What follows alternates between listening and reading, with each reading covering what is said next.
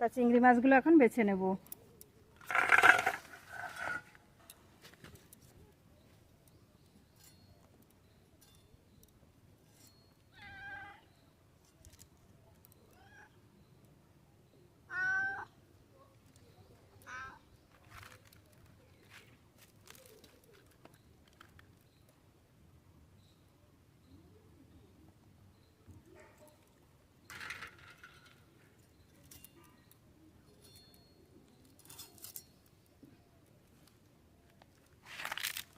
মাথায় এখানে একটা ময়লা থাকে, ফেলে দেব।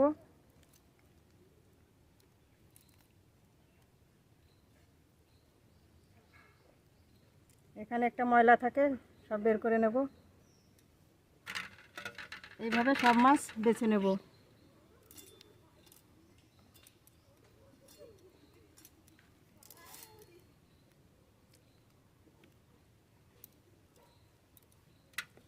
মাছ তো সব প্রায় বাছা হয়ে গেছে, আর একটা মাছ বাছলে সব মাছ বাছা হয়ে যাবে।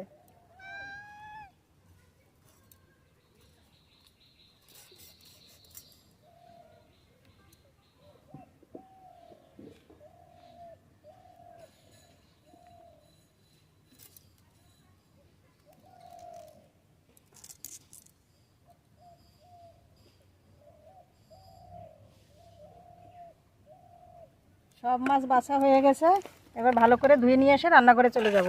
মাছ বেছে খুব ভালো করে ধুয়ে নিয়ে এসেছি, আর এদিকে শাকও বেছে ভালো করে ধুয়ে নিয়ে এসেছি। এবার মাছে লবণ হলুদ মাখাবো। এদিকে উনুন জ্বেলে নিয়েছি, কড়াইও গরম হয়ে গেছে। এবার লবণ হলুদ মাখাবো।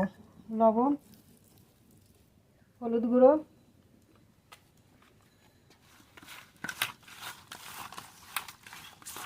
কড়াইতে সর্ষের তেল, লবণ,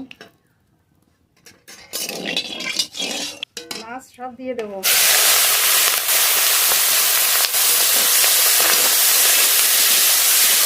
মাছ খুব ভালো করে ভেজে নেব।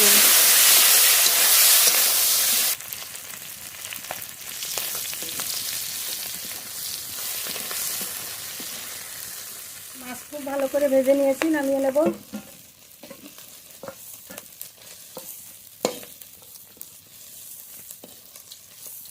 তেলের মধ্যে আর একটু তেল দেব। চিংড়ি মাছের মালাইকারির জন্য ফোড়ন করে নেব। ফোড়নে কালো জিরে, পেঁয়াজ কুচি,